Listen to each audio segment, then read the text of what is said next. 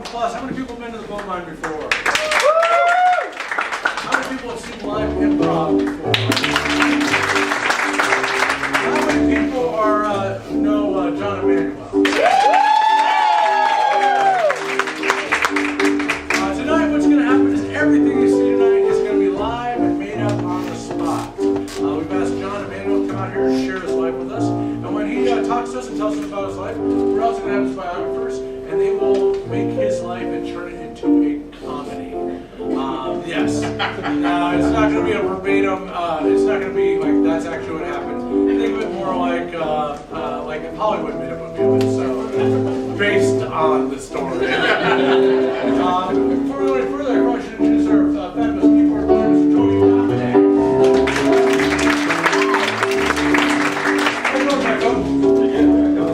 Fantastic thing. I'd like to have Miko Khan. She's awesome. Anything else? I got it. Let's go. Did I tell them everything's made up? Sure. Did I tell that? Yeah. All right, good. All right, let's bring out Mr. Jon Emanuel.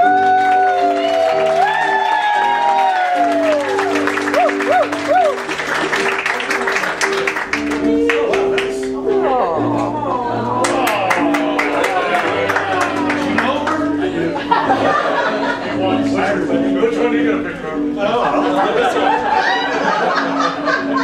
So, everybody's life is so dense and so rich. We don't have enough time in 2 hours to kind of cover everything.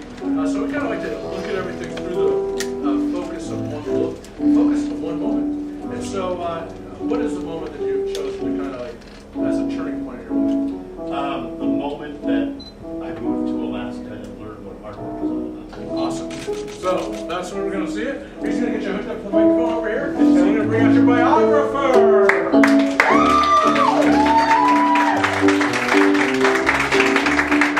These are some amazingly fun and funny people. I'm going to, you saw their names out there, but I just want to call one person. I think this is Keith Raines. The reason I call out Keith Raines' name is because Jon got to pick someone who plays him on stage tonight, and he has asked that Keith play him. So now he's not going to be a Jon all the time, but when somebody calls him Jon on stage, it's probably because he is supposed to be him. All right, so thank you. Let's get going. All right. That's even better. Yeah. No, just a name, Parsippany. Yeah, it's fun to say. And so did you grow up there for your whole time, or? I grew up there till I was 10, and then we moved. All right, well, we've jumped too far. Okay. All right, so let's take a look at the picture, matter of fact. Now, Jon sent us a bunch of pictures. We've seen them just sort of the order, but the actors are seeing them for the first time. The biographers are seeing them for the first time. That is a nice hat. Yeah. Is that a New Jersey? That pom-pom was so annoying for grabbing in case I started over. Oh my God, I wish I would have thought of that with my kids. Handy. Now, so is this in your backyard, or where is this? I don't really know where that is. I don't think it's in my backyard, but I guess that was, I was cute by this time, but I was a really ugly baby. When I was born, and my mom told me. She said that, and my wife could back me up on this. She said that I was 6 pounds when I was born and 22 inches long, so I was a worm baby. Right? That's my mom told me. And she wouldn't show me anyone for 3 months. She hoping you like metamorphosize into like a butterfly or something? Well, I don't know. But people would come over, hey, where's the baby? He's sleeping. Did you say she's sleeping? But then she said I queued it up. So since there's a photo documentation of it, that's probably. Is this the first photo of you? It's probably. You don't look like a worm to me. No, that was that's when I just started to get chubby, and it didn't stop until. You went from worm to chubby. Yeah. All right, let's look at another photo real quick, and hopefully we're not jumping too far ahead here. All right, that's Parsippany. That's me, the skinny one. Oh, that's nice hair. And that's my grandma. Yeah, that's at 1975 era or whenever that was. And my grandma and my younger brother. And that's Parsippany? That's probably that looks kind of like it might be Central Park. We used to go to New York and Brooklyn all the time, so that might be Central Park. Where's your grandmother?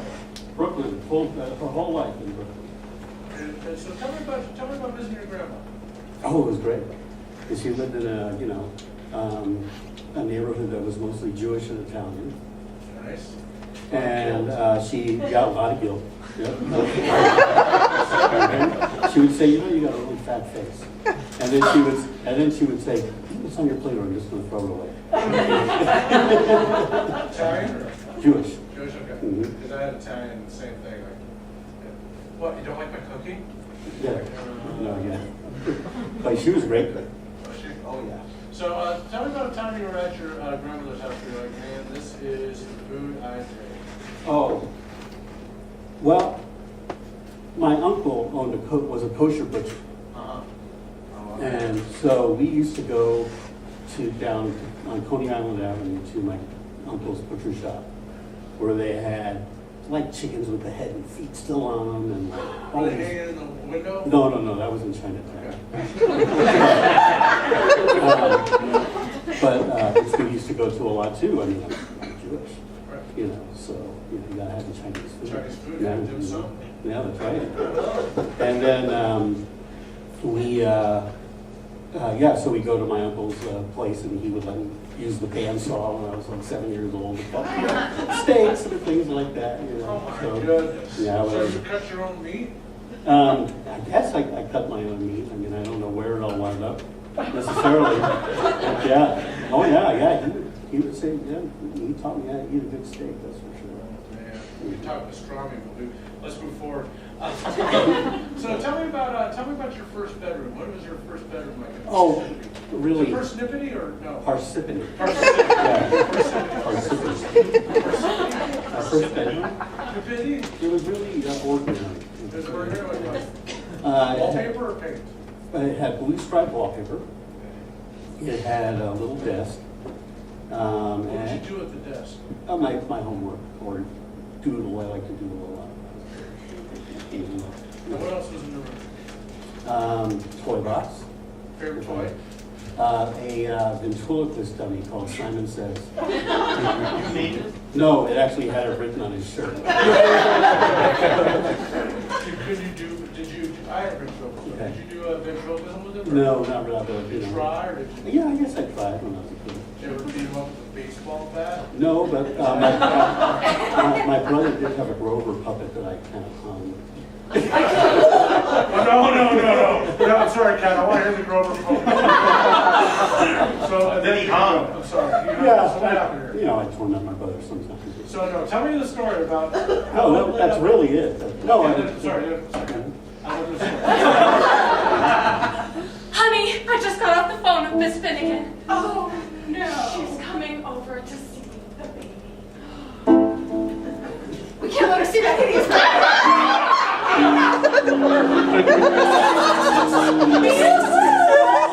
One second, Mrs. Finnegan. I'm so loaded with chocolate. Put him under the chair. I'm a worm, not a baby.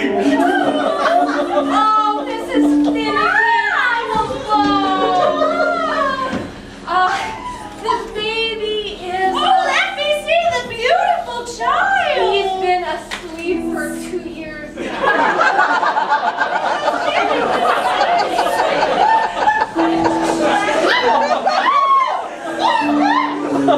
Hey, I'd like to welcome you to the Chef Boyardee Memorial Sled Lot. Put your sled down.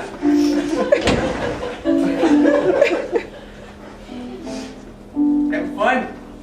Having a lot of fun. Good. I don't know why you dressed me in a little kid's hat, though. Because I like pom-poms, that's why, son. 24. What?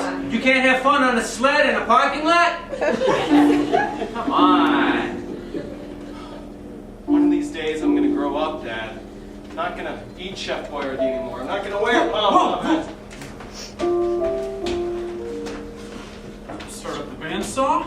Get a jackhammer going? This place is ready for kids!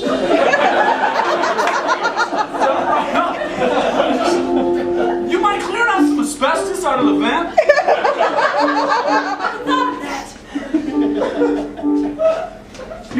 Steve. So Simon, this homework's pretty hard. What do you think about it? It's pretty hard, isn't it? Yeah, Simon, it sure is. How do you like my Simon, you're moving my hand. Whoa, whoa, whoa, whoa, whoa! Simon. I've grown beyond your control. No. Look, I know I said some horrible things about you to Grover, and I didn't mean it. I saw what happened to Grover. Grover, you talked to him. That's all there is to the story.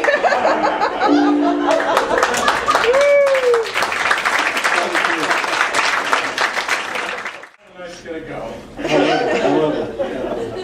So, tell me about grade school. Where'd you go to grade school? I went to Northvale Elementary in New Jersey until 5th grade. And then, no, 4th grade. And then we moved to California. Whoa, okay. Mhm. So, before we move to California.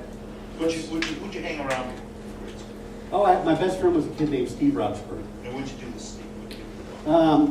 We would run out to the woods and, play soldiers or things like that. It's funny how much times have changed. We play with the bandsaw, we run to the woods. Yeah, we still walked to school by ourselves and, fell out of trees and stuff like that. Nice. Mhm. So, now, tell me about Steve.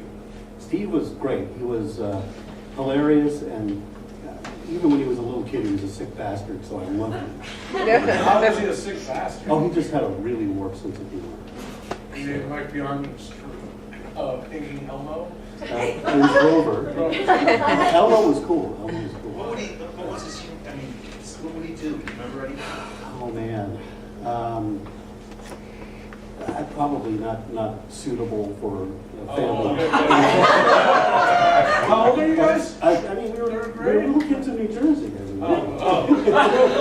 But we're in New Jersey. If my folks were here, the story they would tell me, and I love the way this comes through. yeah, is that the one they would always bring up is, and they still bring it up to this day, is we had found, I didn't remember we were kids, we were kids, we had found a squirrel that had been dispatched up by a car. And we're like, this is cool. So, we played with the squirrel and took the squirrel in the house, and, and then his mom found it. It was all over and called my mom. And it was, it was pretty horrible. That's the kind of fun that Steve had. Would you feel like a ventriloquist with it? Yeah, totally, Right. Yeah, no, I don't remember dressing up. So, did you have a favorite teacher in elementary school, or least favorite? Oh, I had a least favorite. This is Rutenberg. She's sassy. Yeah, that was the one that, like, 3rd grade teacher, it's like, when it came in the mail who your teacher was going to be, the one name you didn't want to see. Like, you knew that in 2nd grade? Oh, totally. Oh, everyone. She had a really, a very bad So you reputation. get just like a postcard mail with Rutenberg. Yeah. That's all. And all our friends called each other, who do you got? Who do you got? Rutenberg. A couple of,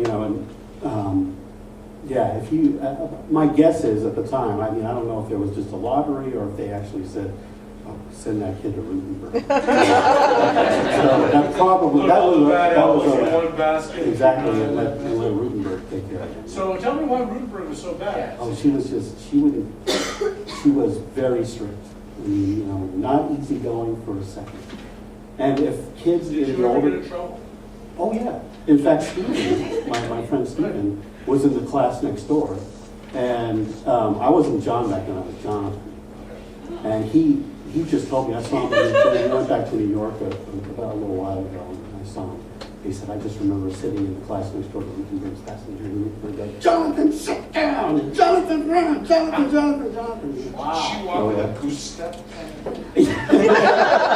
Maybe, but with a name like Rutenberg, I don't know.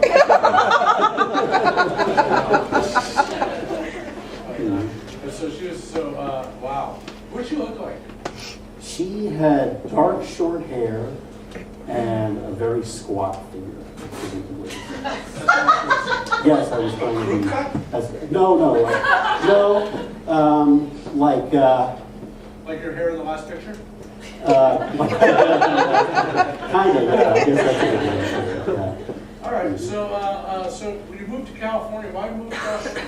Well, my dad was a computer guy, so when Silicon Valley started happening, we moved out there. Nice. So tell me about the difference between like your first experience with California. Like, I'm not in New Jersey anymore. Oh, that's a good question. I remember. I went to go look around. I met a kid down the street. We went to go to the local. Well, he wanted to show me around. Right, nice. We wound up going. What he didn't tell me. He didn't tell me it was the high school. He said it was just called Monte Vista. Right? So he said, "We're going to go to Monte Vista." I'm like, "All right." So we went to Monte Vista. I'm like, "What is this? A hotel?" Yeah. And because, all the doorways led outside, and that's when I'm like, he said, "No, this is the high school." This is the high school? Yeah, that was really different to me. Because the high school in New Jersey looked like what, a prison? Kind of, yeah. Yeah, my high school everybody said it looked like a forest. Yeah. Like pillboxes. Yeah. It was one of the high school the junior high in New Jersey was this ancient kind of brick rounded door kind of. Like Art Deco? Well, no, it was like colonial. Oh. And then the high school was this brick square, that looked very institutional. So when I saw this place, it was colorful and it had, the doors led outside and things. I thought it was a hotel. Yeah, that wouldn't have been bad. So tell me about junior high. Tell me about a little bit about what's going on in California. Who are your friends? Let's see. I had a friend. I still have these friends today. There was 2 Scotts and 2 Johns and a Dave. So yeah, 2 Scotts, 2 Johns, and yeah. Mm-hmm. And what would 2 Scotts, 2 Johns, and a Dave do? Well, let's see. One of the Scotts was this popular kid who, was kind of, he wasn't awkward around anybody. Scott number 2 smoked a lot of pot. So he wasn't awkward around anybody either.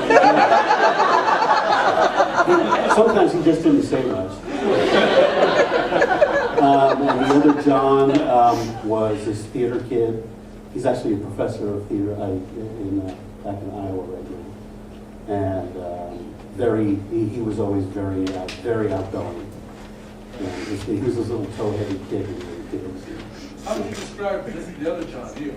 Me? Yeah. I would say that I was, I was awkward a little bit. I was a little bit heavy. And then Dave? Dave. Okay, Dave. So Dave was, he was really he influenced me in a lot of like the music I like today. So he liked things like The Who and the Ramones and the Jam and these bands are kind of, really, to me it was really good stuff. So when I think of Dave, he was just this cool laid-back kid. What the hell brought the 5 of you together? Like, yeah, that's a good question. It sounds like the 5 most diverse people. Like, let's pick the 5 most random dudes. Yeah. So John and I went to elementary school. Right. Scott and I met in science class. Okay. And Dave and I met, just hanging around. I think, Scott actually knew Dave a little bit. Scott, the marijuana Scott. And so, He's a good Scott to know. Yeah, you get to know Scott. So, what was like the first caper the 5 of you did?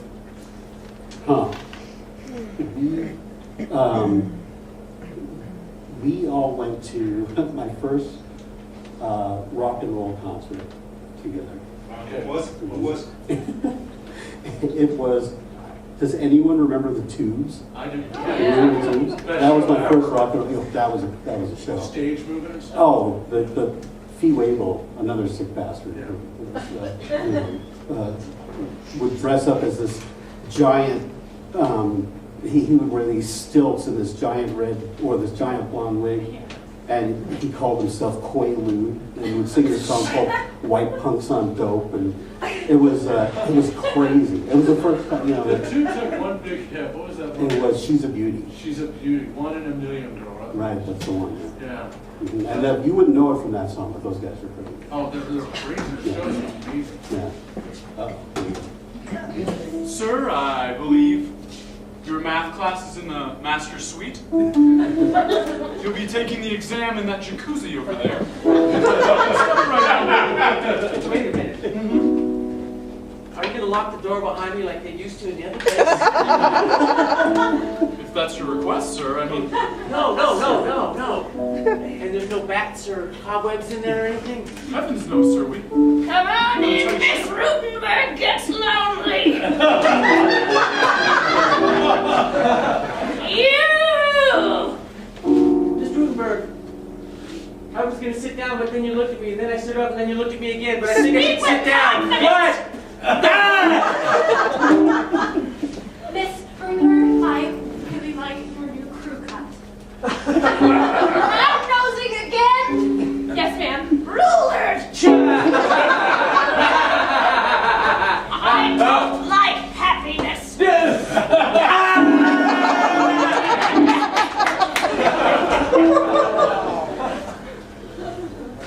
Hi, it's me, Saucy the squirrel. Thanks for picking me up on the side of the road.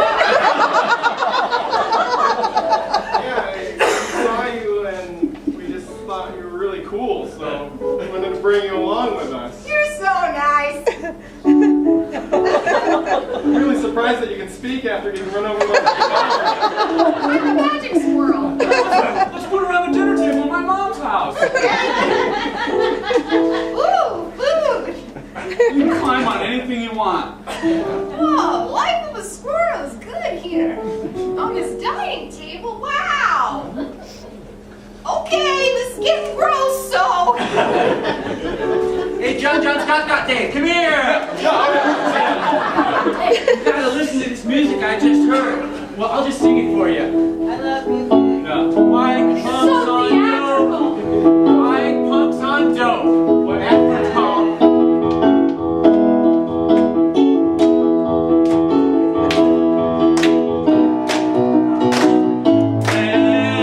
Well, I went to a concert. It was kind of weird with my friends Jon Scott Dave. We had a great time. Went up on the stage. Felt like we shouldn't behave. We're the bad kids. Some of us get high. We're the cool kids. We're up in the sky. Jon Scott Dave. We're the best. Jon Scott Dave. We're the best. Jon Scott Dave. We're the best. Jon Scott Dave. Better than the best.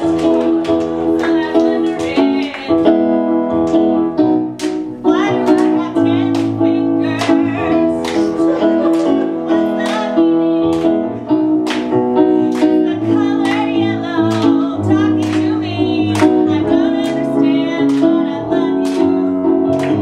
We've got the same blood flow.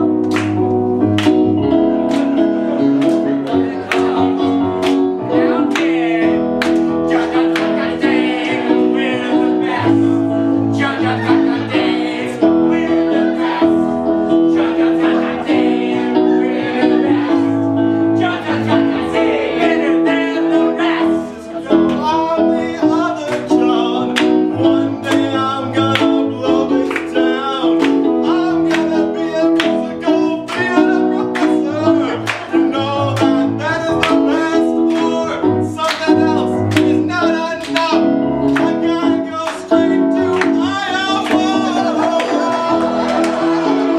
Yeah. Jon Scott Dave. We're the best.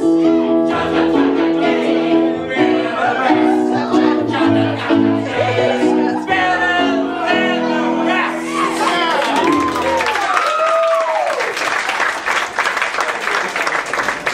You guys don't want to start like down. Also, I don't know if anybody else has sung either. Oh. So, we're gonna just kind of do something a little bit different right now. We're going to go, and I want to just kind of take an average, everyday kind of dinner at your house. So we're going to get Keith out as John. Now, do you have any brothers and sisters? I did, yeah.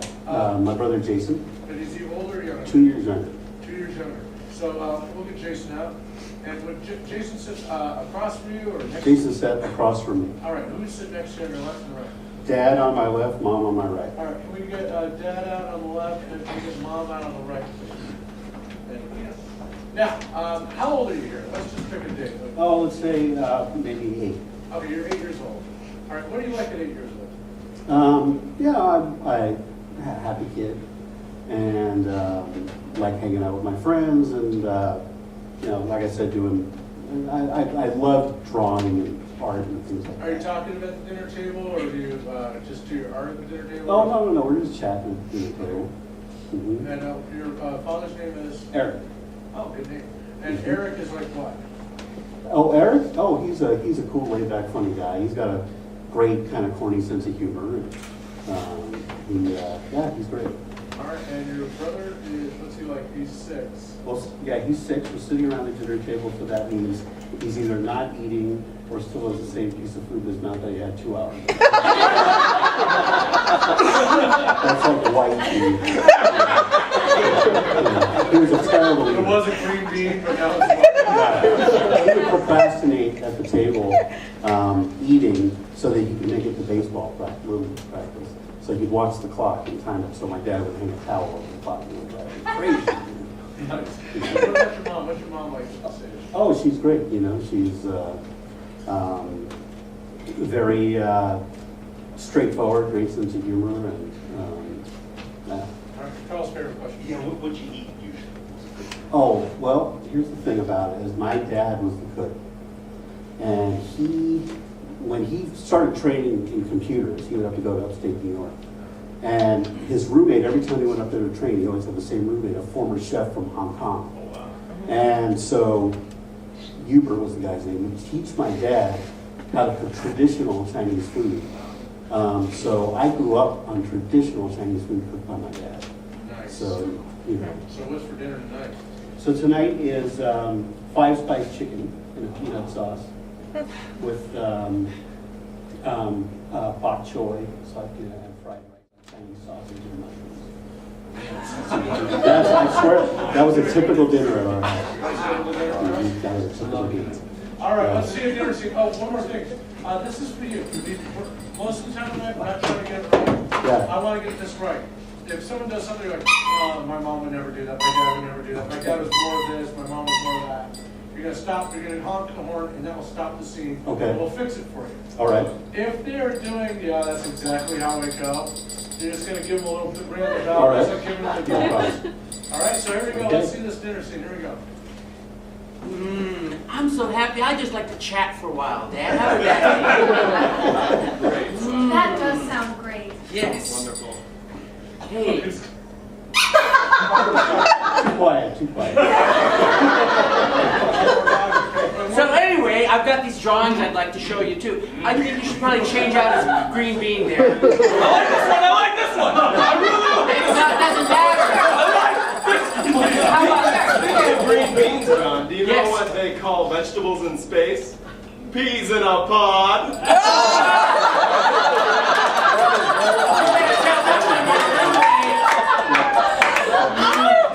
I can't take it anymore. What time is it? Not take the towel off the clock. TV's done. No! Mom, what have you been doing to yourself since you don't have to cook? I was looking out the window.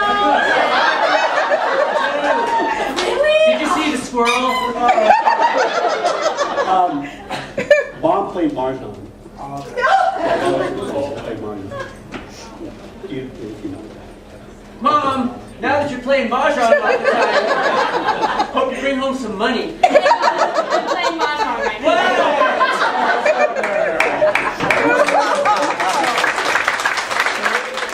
Really crazy Asian theme between the Mahjong tiles and the dragons and all that stuff. Yep. Good Chinese food. Mhm. Great. Oh, it was great. So tell me about high school. Do we have let's see a picture. Yeah. High school. That's my student picture right there. You got that much facial hair? I grew that beard when I was 15 years old. I was 17. It was tequila. That was the first time I ever bought was tequila. Yeah, I was very popular. That's when I started getting more popular. There was always that one liquor store. That's the gold. Yeah, Cuervo. Tell me about that first time you bought tequila when you were 17. Oh God, I was nervous as hell. My buddy, it was my buddy Rodney and Scott, the not marijuana Scott, waiting in the car. Going, you gotta do this. I'm like, I don't know, man. I think they're like, come on, you gotta do this. I'm like, I do gotta do this. I gotta do this. Peer pressure, right?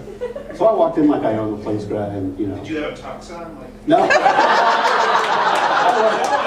I got a party at the Ritz. I need some Cuervo. You know?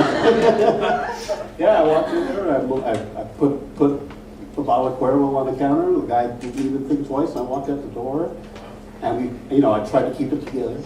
We got in the car, and I was like, So, I love not marijuana Scott. well, I have to differentiate.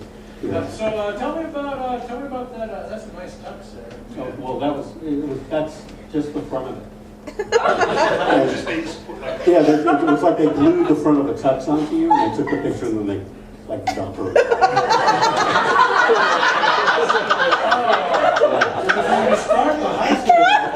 Yeah, like everybody dressed like that. This is the dress code.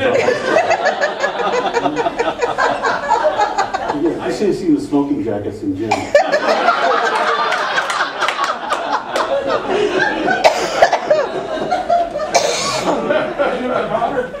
Oh yeah. What kind of car? I had, I'm not kidding, a 1959 Cadillac Coupe. Oh, wow. How'd you swing that? All right, so here's what happened.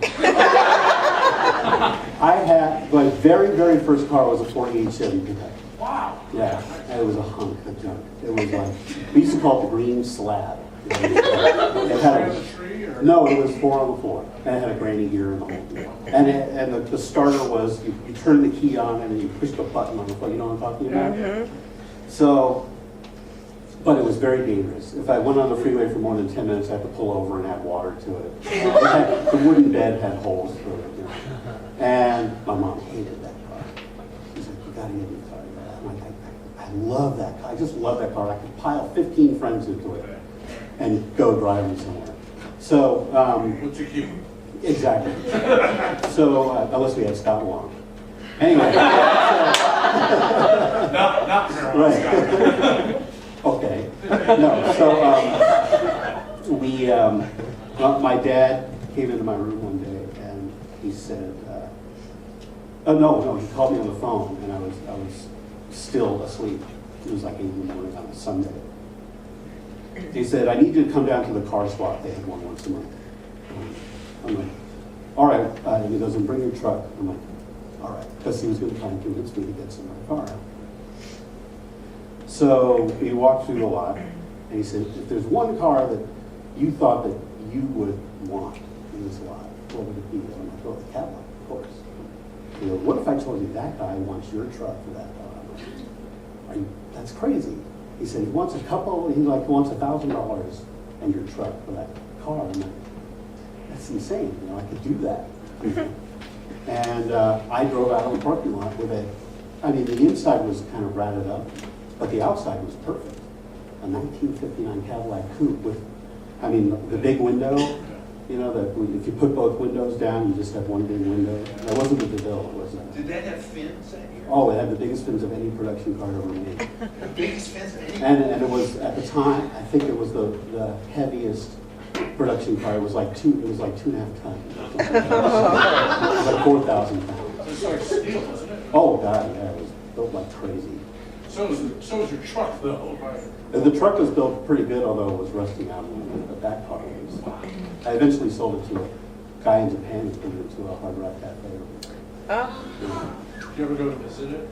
No. I've been to Japan, but not to go before that. So, wow, that's a great story. Yeah. How'd you get $1,000? Well, I had saved it up, and then my dad floated me a little bit. Did you work? Yeah. What'd you do in high school? Oh, this is going to be good. My very first job ever was a tour guide in an Egyptian museum. Can I make this any easier for you guys? You spoke Egyptian. Yeah, I spoke Egyptian. No, he I walked like, no, my mom's friend was I don't know, like, not the curator, but one of the admins of this museum, a really popular Egyptian museum in San Jose. And she got me a job as a tour guide and security guy in there when I was like 15. And security meaning like, don't put your nose on the glass kid. It was that kind of stuff. A San Jose Egyptian museum. Yeah. What was some of the artifacts you can remember? Oh, Usurmantu, the mummy. Oh, Shrunken heads.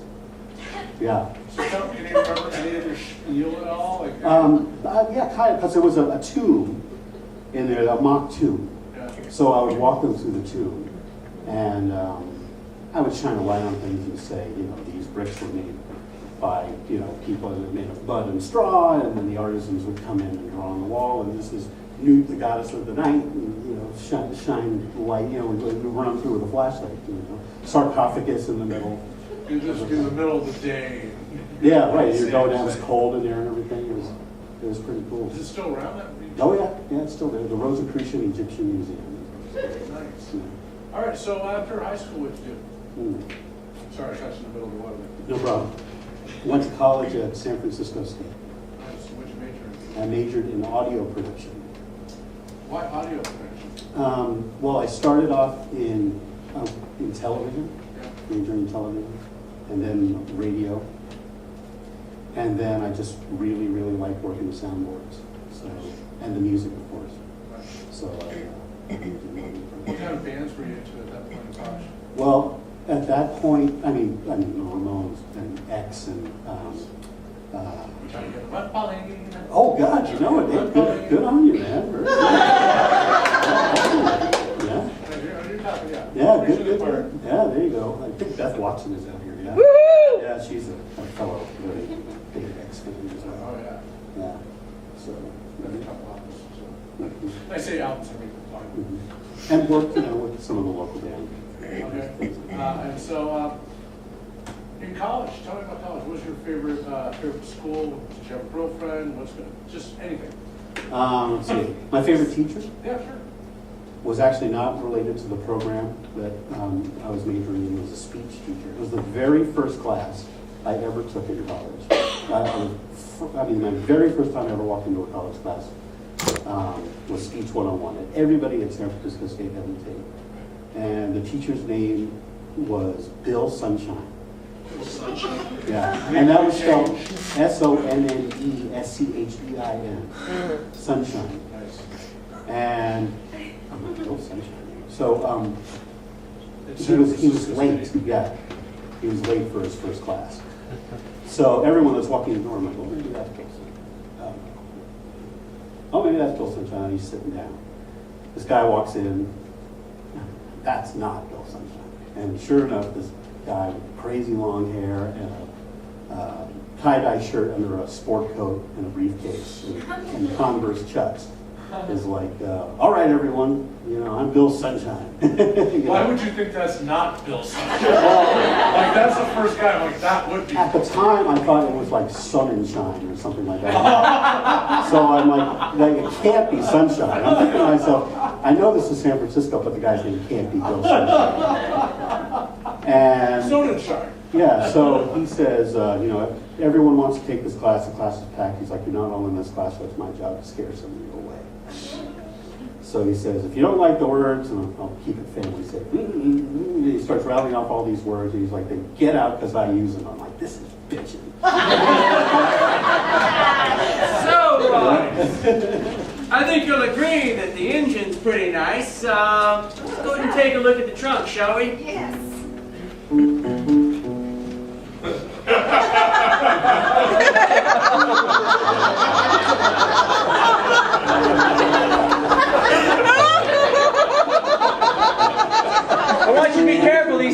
pretty sharp back here. You want it? Yeah, it's nice. I'll take it. I've got like 15 friends. Yeah. Whatever. Welcome to high school. Here's a tea. Please, I will. Splendid. Sorry. I do admire that you carry yourself in such a fine manner. You're fitted perfectly here. I was hoping I would. I wore my smoking jacket. I didn't know we'd have pipe class. And now, everyone, it is time to begin croquet for physical education. Quite corky. Let's begin. Permission to play through granted. Ladies first. Kids always trying to come in hand by alcohol. Tingle, tingle, tingle. I'm a 30-year-old man. I'm just cleaning my gun. Put that away. What do you want, tequila? Sure, yeah. That packs a punch, doesn't it? Yeah, this story's a worm in the bottom. Just get out of here. Kids always trying to- Yeah, you kids leave. You know what? I'm going to take that and I'm going to show those kids a thing or two. I'm going to get them drunk and teach them how not to live. Some of that, some of that, some of that, some of that. That came later, but yeah. Here's my ID. Thank you. Paper plastic. You may be surprised to see there were several shrunken heads that lay across the Pisa Plateau. Lesser known fact, I'm actually giving a tour to mummies. I'm preaching to the choir here. You guys were there. You guys were there. What are you telling me about? I smoked with a flashlight. Holy smokes. King Tut comment. I feel you respect me to a degree. I do. But I also think you would look good in ball. Oh man, it would be an honor to be in the San Jose Egyptian Museum. Boy, oh boy, you've got a good standard. For eternity.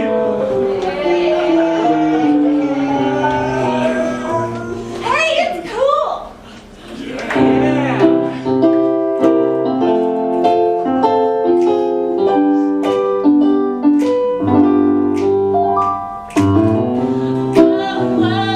This teacher of mine, his name is Bill Sunshine.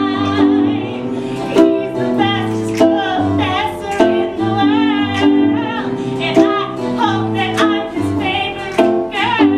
He likes to use the grown-up language, and it is difficult to distinguish because sometimes he'll rant and rant, but that's okay because I rant. Whoa, that teacher of mine, his name is Bill Sunshine. Whoa, teacher of mine, his name is Bill Sunshine. Well, listen, kids, I've had enough of beep. And for all you little beep master beep, some of you are gonna get bad grades. You get to tell your mom and dad. That Mr. Sunshine, he's a real beep, beep, beep, beep. And you know what? I don't care. Because I'm not here to make you feel good. I'm here to teach you little beep beepers. That's the truth. Listen to me, beep, beep, beep. Oh, teacher of mine, his name is Bill Sunshine. Oh, teacher of mine, his name is Bill Sunshine. Well, this just came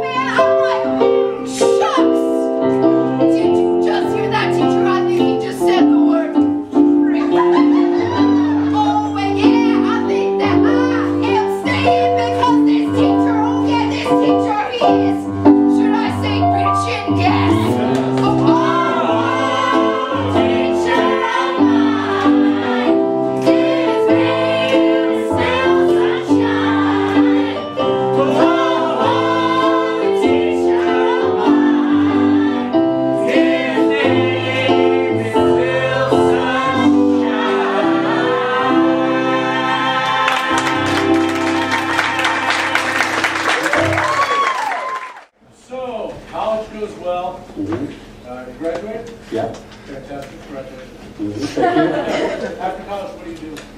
I worked in the clubs in San Francisco for maybe a year or two. And then I took it about as far as I could go, or kind of wanted to go. It started getting too big. And so I settled into like contracting for sound services, mostly audio services, to like AV companies. Yeah. So I worked in hotels and things like that, putting sound systems up or working in-house on some of their sound systems and things, and some adjustment, things like You liked it? that. That was all right. All right, so what's the next, is anything going on at this point in time? We've talked about it or not? Well, by this time, I had moved to Monterey, California. Oh, is that where cheese comes from? Yeah, that's kind of, yeah. The guy that invented the cheese is buried in Monterey. Really? Yeah, Jack is actually somewhere. Is his name Jack? Yeah. Are you serious? I'm Are serious. you normally? I am not. You know who else is buried in Monterey? Who? Alan Funt. I remember that. Yeah, so there you go.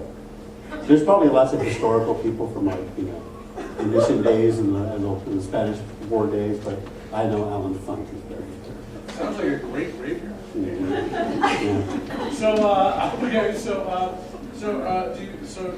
know you're not an audio producer today. No. So what had happened was in Monterey, I was working at the Marriott there, and they had this ancient sound system with plugins and things like that. And I could read schematics, so the company that I was contracting to moved me down there to work specifically on this sound system. And I had gotten to know the chefs in the kitchen there. Long story short, I eventually started working, in the kitchen. Whoa. Yeah. You can't just do that. Okay, all right. Like I'm plugging things in, long story short, I become a chef. So, it's actually a very long, boring story, so How long I'm was going it to to hit spare the it. bullet points? The Marriott wanted to hire me as a Marriott employee instead of a contract. To do that, they wanted to make me a banquet captain first. I know this sounds really weird, but this is how it worked out. They wanted to make me a banquet, like the sound system captain. So, but until they had the funds to do it, I'm like, all right. So that was one of the worst This sounds decisions. like the army. Like a banquet captain is like the guy in charge of all the banquets. No, I know, but it just sounds so weird. Like it No. sounds like we want you to be a gunner, so we're going to make you a pilot. And then I totally agree with you. That's crazy. Yeah, I totally agree. So when I got completely disgusted with the whole process, by this time I made friends with the chefs, and they said, "You have a home in the kitchen." And so they hired you in the kitchen. They hired me in the kitchen. Were you cooking Chinese food in the kitchen? No, my very first job ever in a professional kitchen was fanning, like cutting 4,000 baby squash. What? Yeah, 4,000 baby zucchini. I had to fan them out in steam. That was my very first job. That sounds horrible. It was horrible. But at the same time, Tool was playing on the radio. Guys were cracking filthy jokes all over the place. I'm like, this is great. I see a running line. Oh yeah, yeah. Nice. Kitchens are fun places to work. Yeah, they are. Yeah. So what happened? So you fanning zucchini. For me, that sounds like you're doing this, but So I did that for several months, and I thought, I could get into this.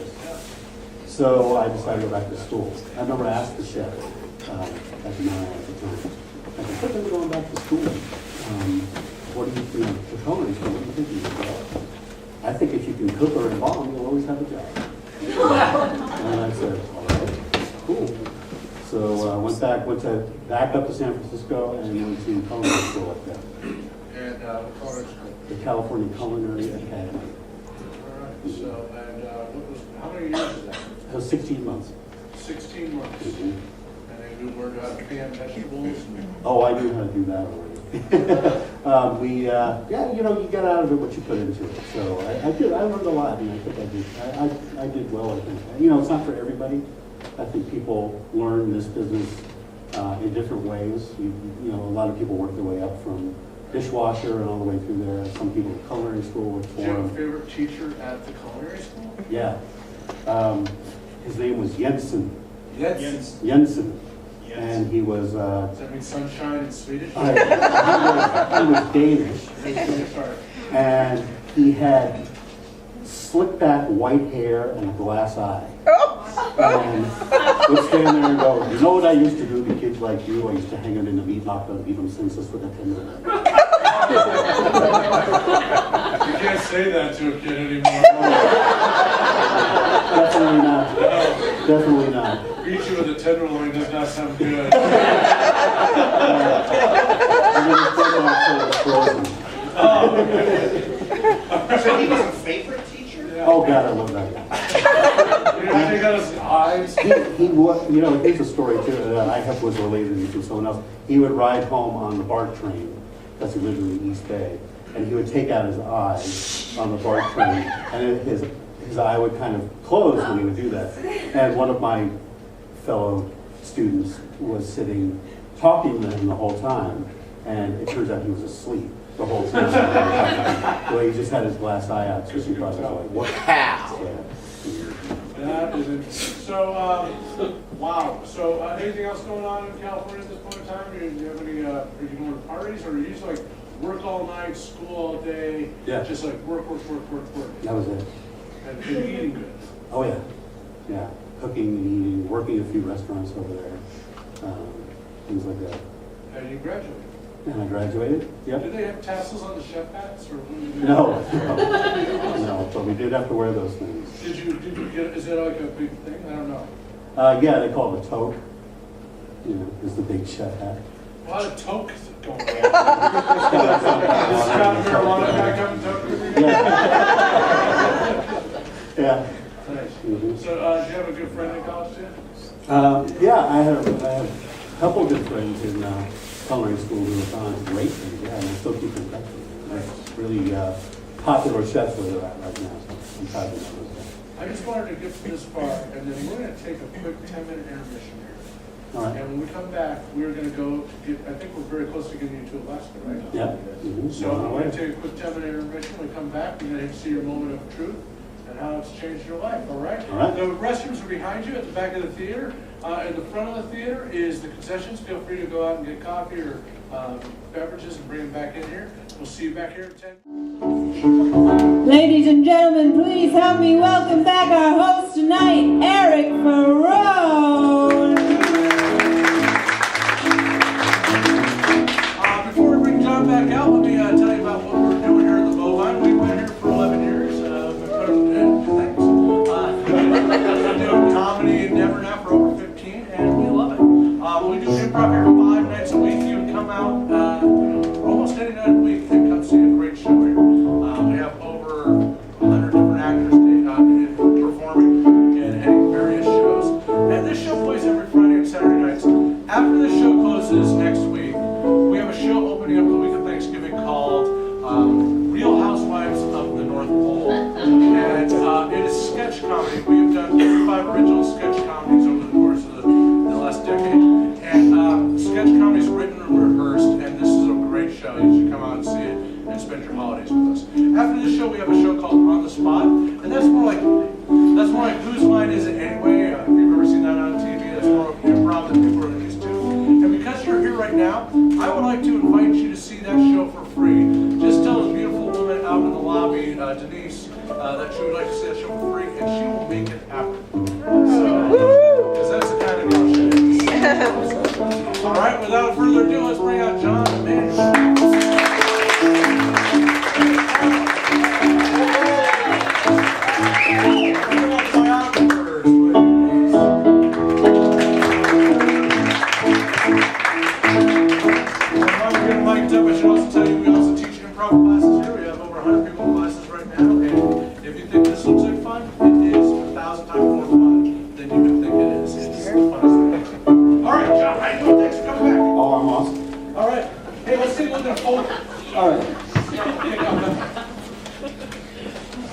Culinary school.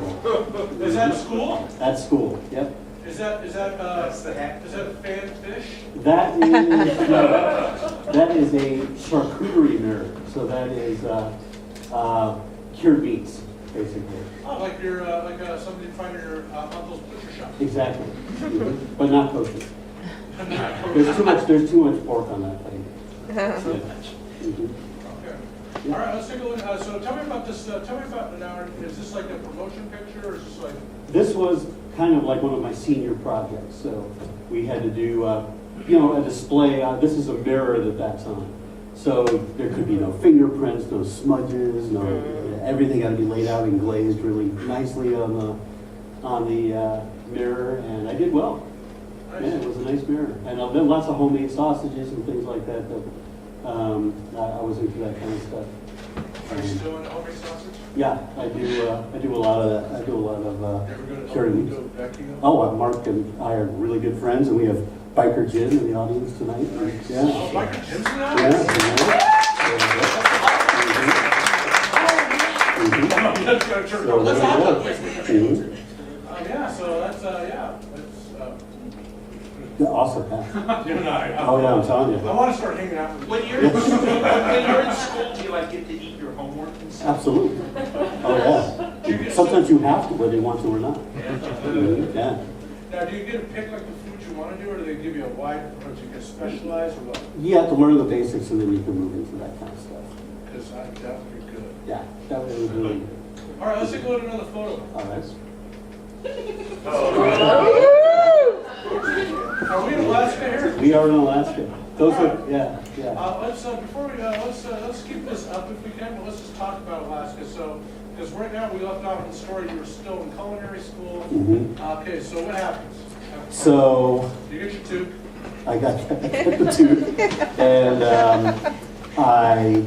let's just say I had some bad memories in California that I wanted to get away from. So You could have hung out with Scott more. Yeah, that's true. That's true. But instead, I decided to go as far away as I thought I could go at the time from California, and I go to Alaska. So you don't go east to west, you just go north to south. Yeah, basically. So it was my first executive chef job. It was at that place. Those are some of the cabins that were on the property, but that was the Glacier Bay Country Inn. Is it common to get an executive chef job right out of culinary school? Or No. I totally sleuzed my way into it. How'd you do that? I called them up and I said, I am your guy.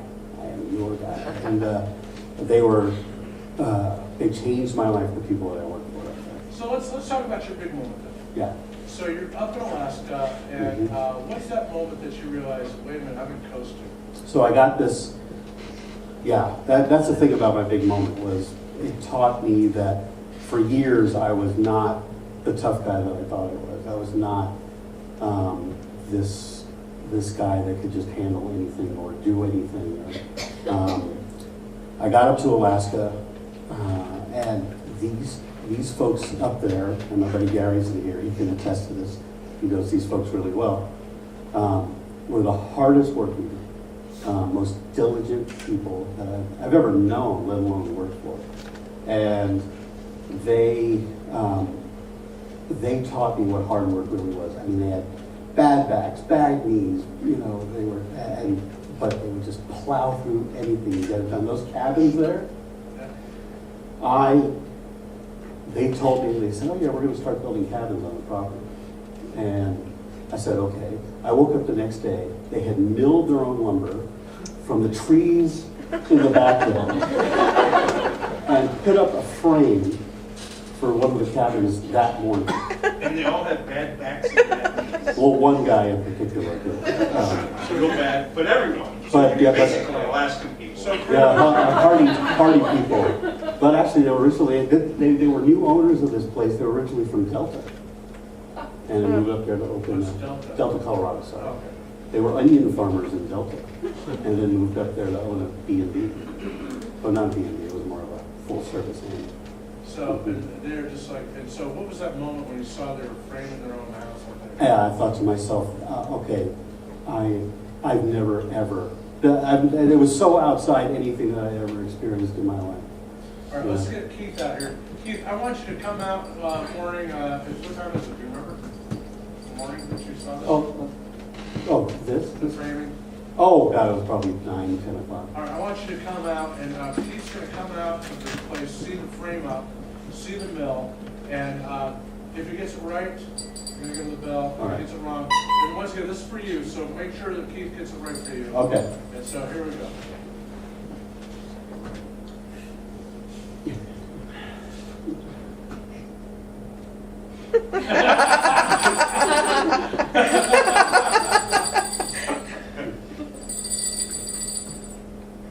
There wasn't anything here.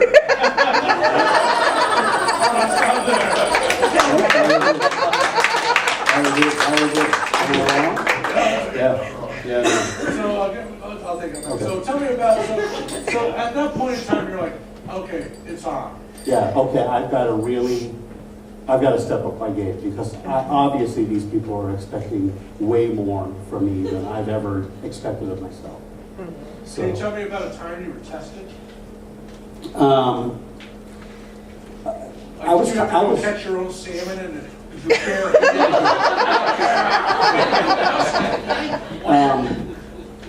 I had never helped clean out a septic tank before. There you Is go. that something a chef should do?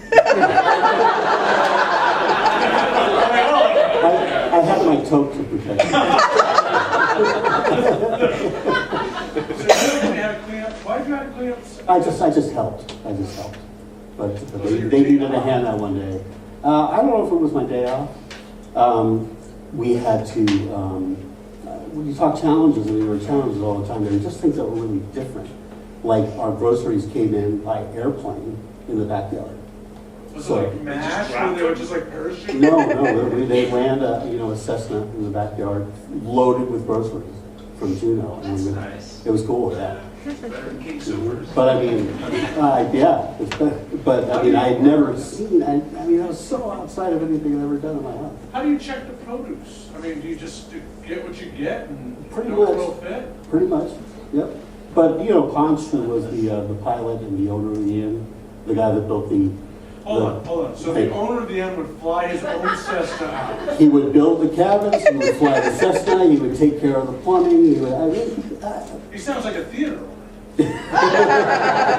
yeah, I just can't tell you the industriousness of these folks that I work for and how much they taught me. So would he mill the wood to build his own Cessna? I wouldn't be surprised. Let's look at another photo. Okay, so are you You still discovered the North Pole? Nice. That is the South Pole. The South Pole. Wait a minute, you're in Alaska. How No. far did we jump? We A jumped. long way if you're going to the South Pole. We jumped all the way to the bottom of the globe. Yeah. I know where it's at. Yeah. Oh yeah. I meant the time. We jumped. I was 3 years in Alaska, Oh, so going to different places, and then I started working seasonally in Alaska, which that was a seasonal job anyway, and then seasonally in Antarctica. yeah, because nothing says seasonal than summer in Antarctica. Darn right, yeah. So That's- now you're an Antarctic chef. now I am. Well, I didn't even know they had food down there. oh, they have great food there. Back me up, Antarctica. Hot dog places and everything? What was that? Oh, no. We had one place that we cooked the food for everybody, but the food was great. Doesn't everybody live like in the same area? Yeah, Everybody lives in the same community. right. I knew a guy that did the video for like. Oh, really? Antarctica. What was his name? Eric. Eric, yeah. Strum. That's right. Are you serious? Yeah, red-haired guy. Eric glasses. Strum. Eric Strum, right. Yeah, right, sure. Are you serious? Yeah, we- Serious. Yeah. This is getting weird. That guy still has a video. All right. Yeah, it is pretty good. All right. So tell me, what was? Did they have different tastes in Antarctica? What's with the flag, by the way? Are you Okay, so the flag's actually in the background, next to the sign that says that's a geographic South Pole. If you look carefully, I'm holding on to the actual pole, of the flag? the actual South Pole that, or no, the flag's in the background behind me. So in the front there's another little pole that actually marks the axis of the Earth. So, when it's placed in the spot, it's, the glacier moves, but right on the spot when they mark it right away, if you hold on to that pole, Yeah. This knuckle and this knuckle are in different days. Wow. Yeah, Cool. it's cool. Do they get confused? Yeah. I'm yesterday. No, I'm tomorrow. Yeah, you walk around the world when you're walking around the pole. That is cool. Because all the time zones, and all the brains. Did you get paid like that? Yeah. Attention, passengers. We'll be flying over Alaska. We need everyone in the safe way of this airplane to just throw some groceries down.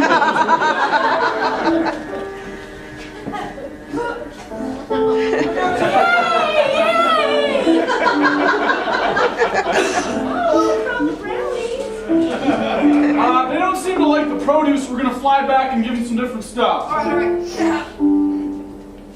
Copy that. Hey, Uncle Joe. Yeah, it's me, John. I'm doing my charcuterie mirror right now. And I just wanted to know, how much bacon can I have before it's not kosher? I've got like a half a rasher here and a couple pork sausages. What's the deal on that? What I want you to do is get a separate mirror.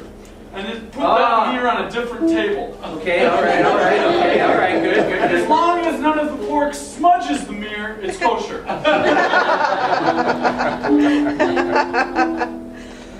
It sounds great. It is great. Okay, so we've got a kosher charcuterie and then a goy charcuterie right over there. This is good. I'm liking this. I hardly wait till you come to taste everything here. It's been amazing.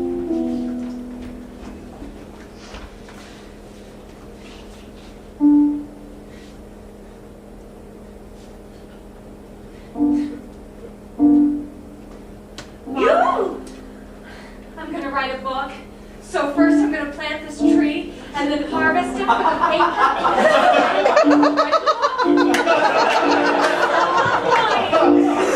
It's going to grow to be the most beautiful book that anybody's ever read.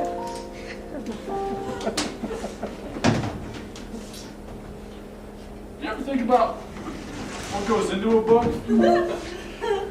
Not really, but sure. Words, ink, glue. But it had to have started somewhere. Well, sure, it started as someone's idea. Someone plants an idea in someone's head and a book comes out of it. Well, let's plant this book and see what grows. I like that a lot. I'm going to do myself. Thank you for coming to the graveyard. As you can see here, this is where plain provolone was buried. This right here is Shania Cheddar.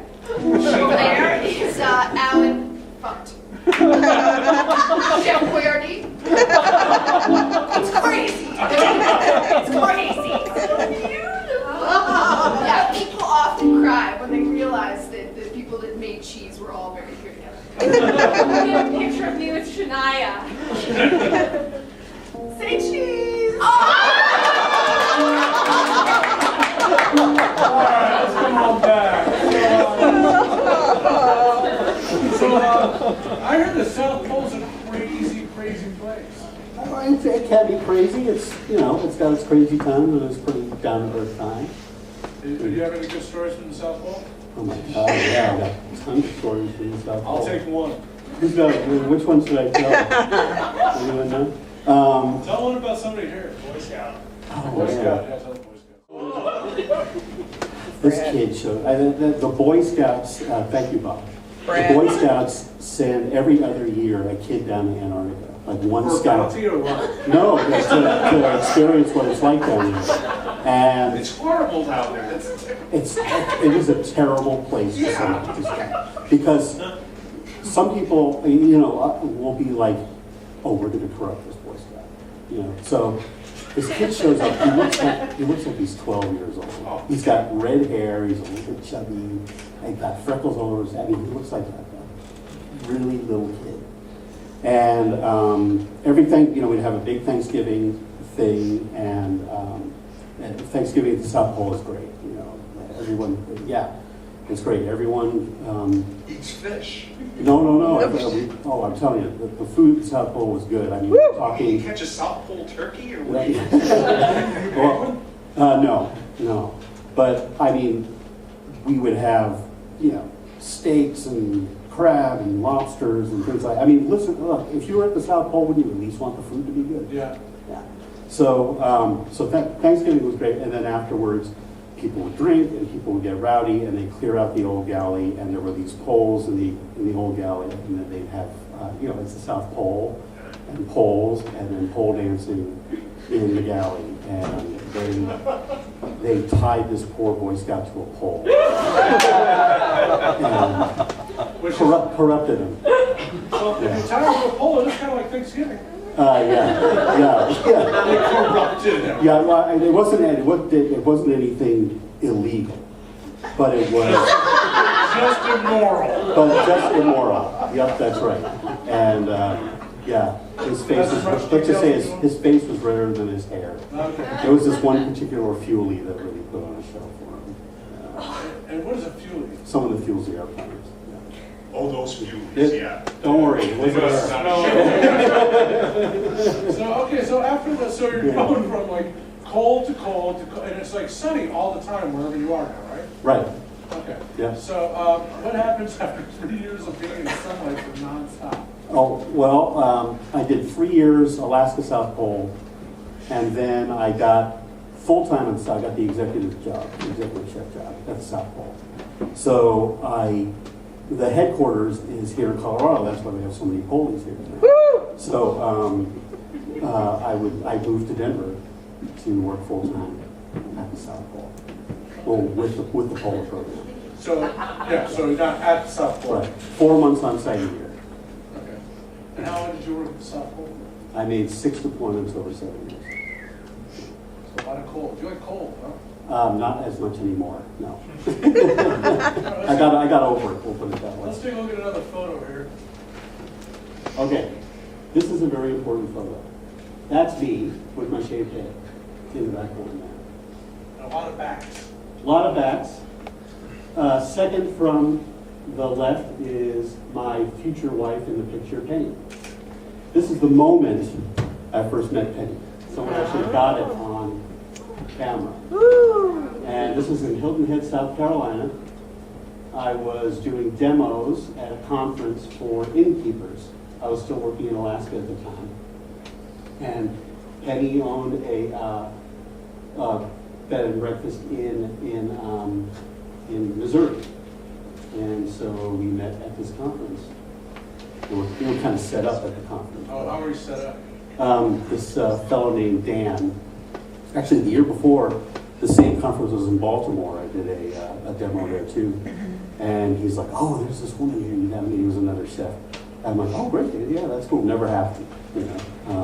So the following year in Hilton Head, Dan said, oh, you know, that woman I was going to set you up. I'm like, yeah, whatever. Yeah, she's here. Oh, well, yeah, okay, Dan, whatever.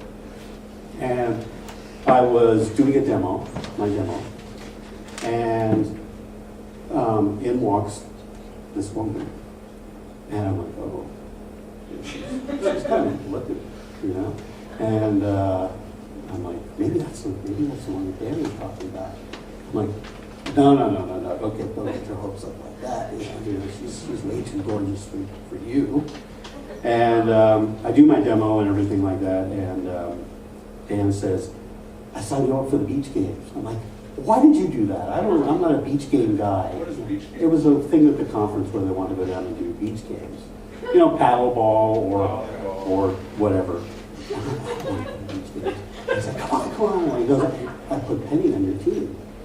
I'm like, all right, I'll do the beach game. So I go down, Smart man. and right as this picture was taken, here I see the woman again. And I'm like, oh, you know, that woman's here. I'm like, then the other woman's who are really the one that Dan wants to set me up is going to show up, and I'm going to be distracted by this woman here, so it's going to be a total disaster. Yeah. And then I see the name tag, Penny, and I'm like, oh, that is the woman. Oh, she's too gorgeous for you. She said, totally out of your league. This is going to be disastrous. And then we played the grapefruit game on the beach, where you take the grapefruit, you put it under your chin, you pass it to the next person, and, yeah, chemistry.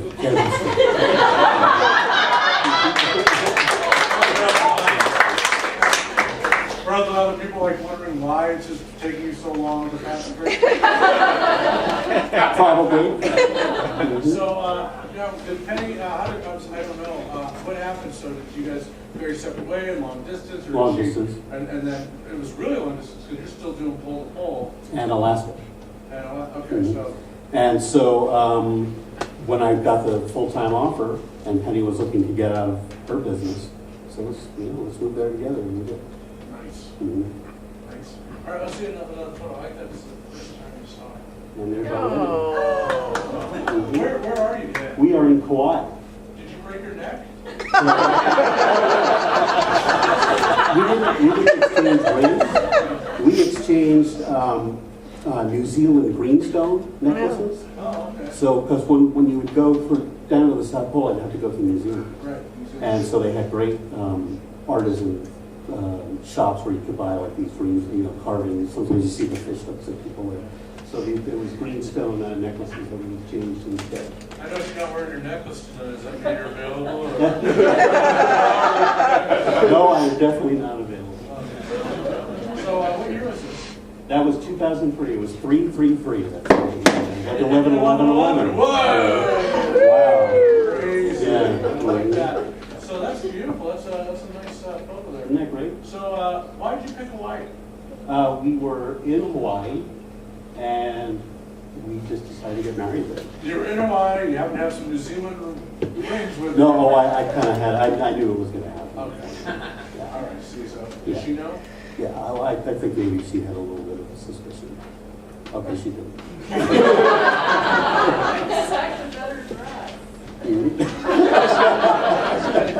You look great. But you don't get it. I don't like paddleball. I don't like volleyball. I don't like sand between my toes. I just want to get back and cook and demonstrate. Nothing in the world would ever make me want to go and stay on this beach. Nothing There's in a the hot world. chick.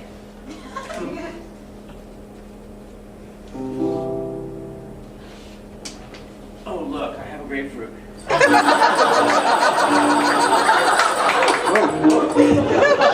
Honey, this is a really nice vacation here, and there's something I want to ask you. And I want to ask you in a special way. I got you an emerald neck brace.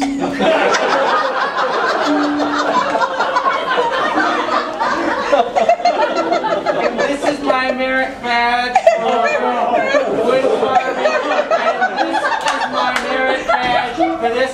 And this merit badge is a fuelie on a pole.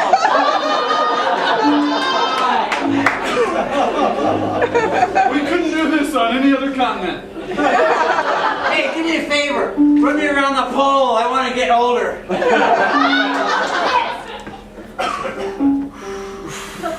Wow. Feels like the North Pole all of a sudden. Stop. Bring me a girl. A beautiful girl. One girl.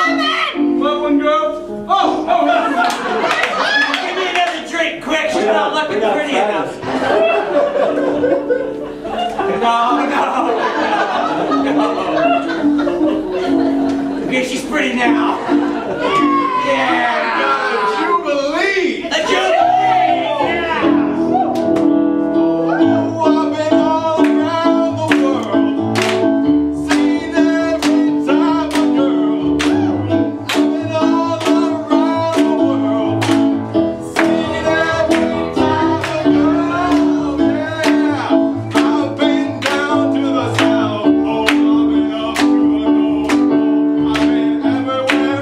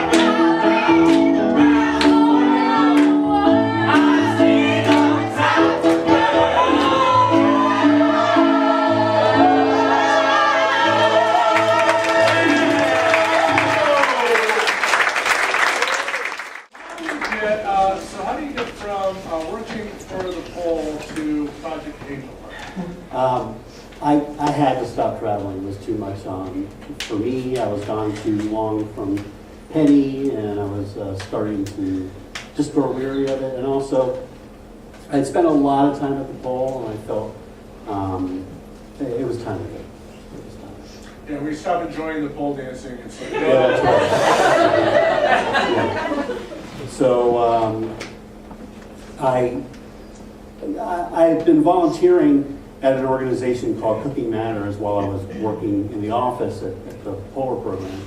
And I had taught one of the classes that you teach people, low-income people, how to cook healthy on a budget. That was the idea behind Cooking Matters. So one of the classes I taught was at Project Angel Heart. I'm like, this place is cool. You know, I love the kitchen. Oh, the kitchen was fantastic. You know? And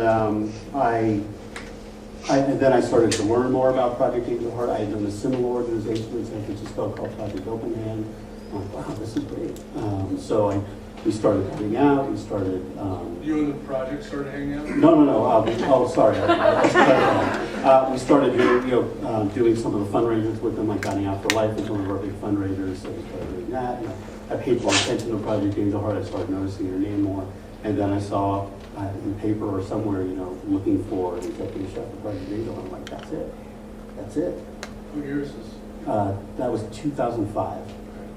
So early in 2005 or mid 2005 thereabouts, I applied to Project Angel Heart. I got hired the day before I deployed to Antarctica for my last time. I had to go in and talk to my boss, Sally, and say, I got something to tell you. But I had my ducks in a row. I had someone on my crew that had been an executive chef at the other stations who wanted to be a sous chef at the South Pole because she wanted to see a lot of the construction that had happened since she had been there. And I said, well, I'm sure that if I ask her real nice, she'll help me out and help take over. So you didn't go? I went to go train Wendy on replacement. And how long were you down there for? A month for my last deployment. So when you got the job, you're like, I'll start in a month, I've got to go to Antarctica. And Project Angel Heart was nice enough to work with them. Well, it's a great organization, so they were really nice about the whole thing. We're going to talk more about the project real quick. I just want to see another photo real quick. That's the one I thought. So who's that? Well, that's me and my former fatter self, and that's Penny. And lower left is Cosmo, and Olive is on the right. There are Frenchies, and we treat them like they're our children. That's what it looks like.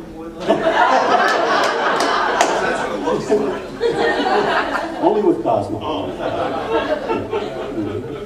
Yeah. So yeah. Do you show them to people when they come over, like do you already hide? Oh, you told me. They're so. sleeping. No, we don't. No. They're way better looking than I was. Let's take a look at one more photo. I think we got one more. So tell me about this one. Is this like your... That's my official Project Angel Heart photograph. And what? I guess I don't know exactly what the Project Angel Heart does. Project Angel Heart prepares and delivers nutritious meals to people living with life-threatening illnesses in Denver and in Colorado Springs free of charge. Wow.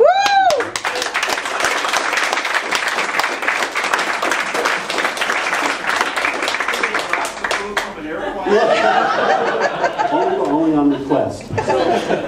You said that, I'm going back to your mom, you said that you realized a lot of hard work was going to be involved.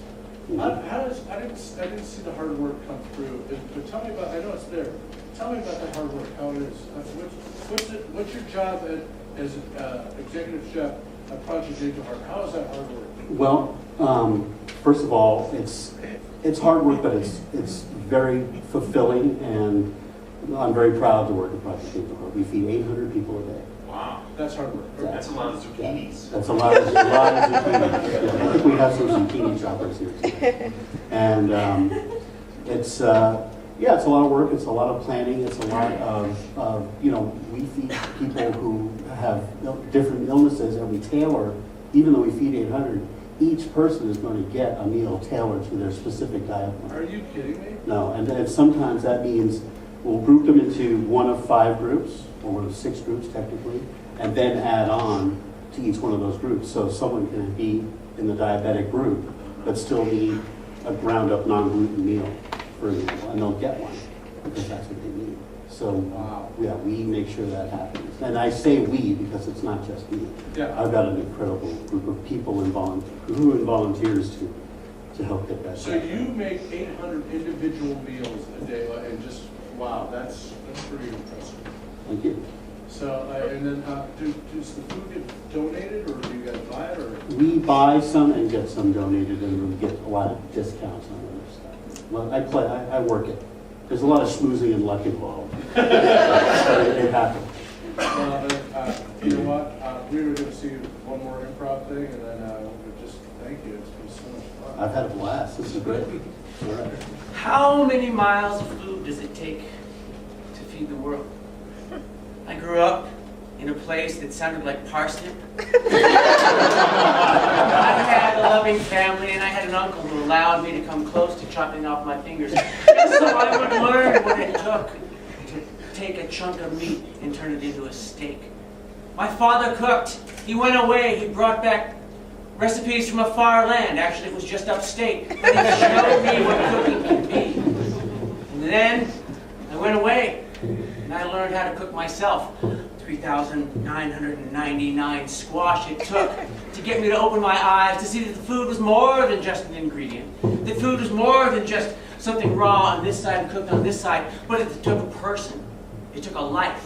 It took a soul to take something raw Sing it, brother. and turn it into something that was love.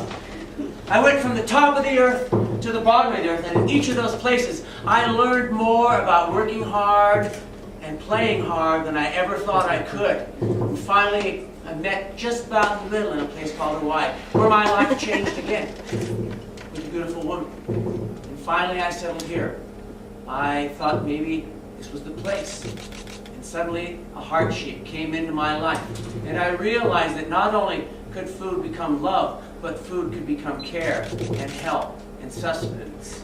Project Angel Heart and love and food, and I found it with these two hands, raw food here, loving cooked food here, together.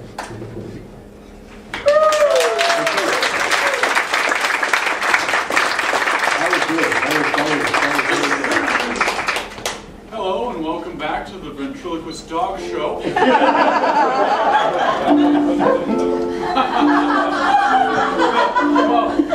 Sally, Yeah.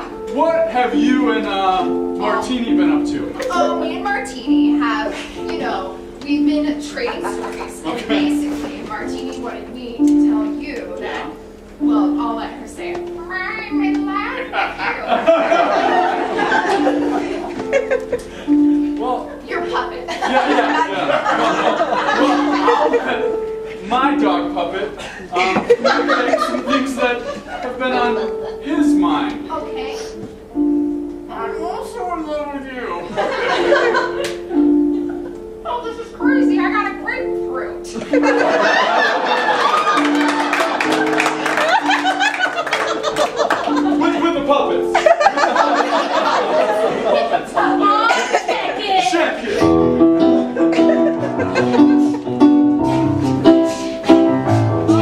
Oh yeah, his name is John, and he's got it going on. Oh yeah, his name is John, and he's got it going on. You tell me about a brother who got a cool look. He cares about people, and that's